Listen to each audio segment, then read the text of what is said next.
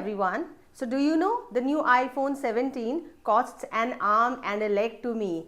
Or you can say he is an apple of my eye, or you all are an apple of my eye. Or I would say don't be a couch potato, you have to be active at your age. So what are these? We only don't speak English using our mouth, but our body also speaks English. So let's talk about body idioms today. We are going to be talking about body idioms. So what are body idioms? Idioms are phrases, a group of words which indicate something, right? There is a meaning behind that idiom. So let's get going without wasting any time. So the first idiom that I have for you is put your foot in your mouth. So I have an example as always. So what does putting your foot in your mouth means? So whenever you imagine, I have always been telling you, I think this is my second session on idioms and phrases. So what am I trying to tell you here is that whenever we talk about idioms, you just have to imagine the idiom and then everything will be sorted out. I mean the majority of the idioms are like that only.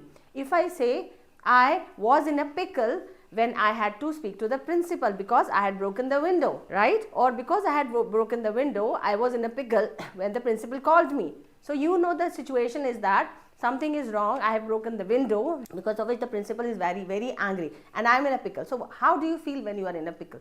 You will feel very much uncomfortable. You will feel in a very, very much problematic situation. So whenever you think or imagine being in such a situation, your idiom will be sorted out. So when we talk about put your foot in your mouth, which means that something which is being said and which causes pain and embarrassment. We say something stupid or embarrassing sometimes, and by saying that we put our foot in our mouth. But sometimes something happens that he gets embarrassed because of what he says.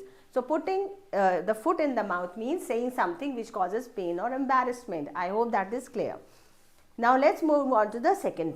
As I said in the beginning, iPhone 17 cost me an arm and a leg. What does it mean? So just imagine an arm and a leg is a very vital part of our body, isn't it? We are not able to do anything without an arm and a leg. So which means very, very expensive thing. So it is very, very expensive. So as I said that iPhone 17 cost me an arm and a leg, which means it is very, very expensive for me. Is that right? So to cost an arm and a leg. Next, get off my back, right? Get off my back. Here, according to the sentence, you have to add who do you want to get someone off your back. For example, I want you to get off from my back. I want him to get off from my back. So get off from my back means telling someone to leave you alone. Alright? To leave you alone. See, it's here a command to leave you alone. So when it's a very kind of a rude kind of a gesture. If somebody is bothering you and being rude to you, so you can say, okay, fine, get off my back, which means a rude kind of gesture which says that get away from me, I am not in a mood to talk to you right now. Now the fourth one is cold shoulder. Now cold shoulder, what does it mean to be a cold shoulder? For example, if I say I met my school friend after a long time and she gave me a cold shoulder. So what does a cold shoulder means? Cold shoulder means here that you intentionally ignore someone or treat someone in an unfriendly way. You can say that you were ignored. Here the example is, I thought she really liked me, but the next day she gave me the cold shoulder. I thought she really liked me, but she gave me a cold shoulder, which means that I thought that she liked me, but she ignored me. So intentionally, if you ignore someone or treat someone in an unfriendly way, that is giving someone a cold shoulder. Okay, fine, that this much is clear. Now the fifth word is cold feet. Okay, fine. So I am going to show you the picture, cold feet. So the best example for a cold feet is that whenever I am given a chance to speak in public, or while I am in a public speaking session, I get cold feet. So what happens to you? You get nervous about something. You get nervous about. So I get cold feet when I think of going to a haunted house. I get nervous. I get cold feet when I have to talk to a stranger. I get nervous when I have to talk to a stranger. So cold feet means nervous for something, right? Nervous for something. One more example is here. My sister didn't get cold feet until she put her wedding gown. So she was very, you can say she was very nervous because she was getting married. So that's why she had a cold feet. Now next example, sight of sore eyes, right? Sight for sore eyes. So sight for sore eyes means, for example, you would say that my parents are the sight for my sore eyes. Sore eyes means the eyes which are very tired maybe, or they are the eyes which pains, right? These are sore eyes. If you don't sleep at night, you get sore eyes. So when we talk about sore eyes, when you see something, you get relief. That is a sore eye. So I said, okay, fine. My best friend is the sight of for my sore eyes. So sore eyes means something or someone is a sight for sore eyes. You are glad to see them. When you are glad to see them, it's a sight for sore eyes.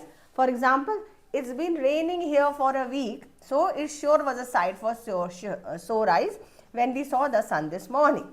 Whenever we see the sun after long rain, so we feel what? We feel very much, what you would say, satisfied. We see so much happy. So that is why it is a sight of sore eyes, right? Okay. Next one for you is couch potato, right? When we talk about couch potato, what does a potato mean? See, a normal thing, very easy. These are being used in daily life also. Couch potato. Potato is what? A very round shaped vegetable, a very round shaped vegetable. Okay, so when we talk about potato, and couch means a sofa, the place where we sit, okay, sofa, and potato is this. So these are the people who most of the time they keep on sitting, they do less activities, right? Most of the time couch potato is they sit in front of a TV and they keep on munching something. Understood? They keep on munching something or the other. They eat some kind of wafers, they eat chips, and they do not move. They eat a lot of soda, because of which it makes them fat. So couch potato is the one lazy person who watches excessive TV. Even if not excessive TV, then even if you are sitting at one place, you don't want to do a lot of activity, then also you are a couch potato. So stop being a couch potato and start looking for a job. Stop being a couch potato and do some physical activity, play some games. Don't be a couch potato, right? Next, apple of my eye. Very nice. So this is very common. I'm sure you all know about this. The apple of, so if I say, okay, fine, my students are the apple of my eye, right? My students are the apple of my eye.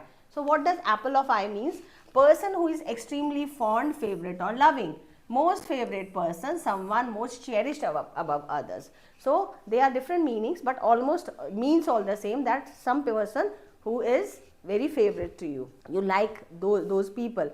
Apple of an eye could be your parents, apple of an eye could be your siblings, apple of your eye could be your friends also. So it is an example here. She has 3 children, but her youngest son is the apple of her eye. See, they have 3 children, but her youngest son is the apple. Favorite of all the 3 children is her youngest son.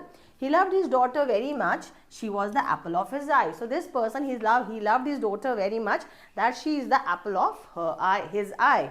Understood? So apple of the eye means so many people are there maybe, and one of them is the favorite. I hope that is clear. Okay. Next, don't lose your head. Don't lose your head, right? As the picture suggests, lose one's head. Once in this section, you can get any pronoun. We can say lose my head, lose his head. Don't lose. I asked him to not to lose his head. So what does losing the head mean? Losing the head means the principal lost his head when Joey was left to school again. The principal was, lost his head, which means angry. So whenever we lose our head, we get angry. Don't lose your head in tough situations, right? Don't lose your head in tough situations. Don't get angry in tough situations. Problems are a part of life. So don't lose head. Try to deal with them. I hope you are with me till now. With that, we move on to the next idiom, face the music. So face the music. What does face the music means?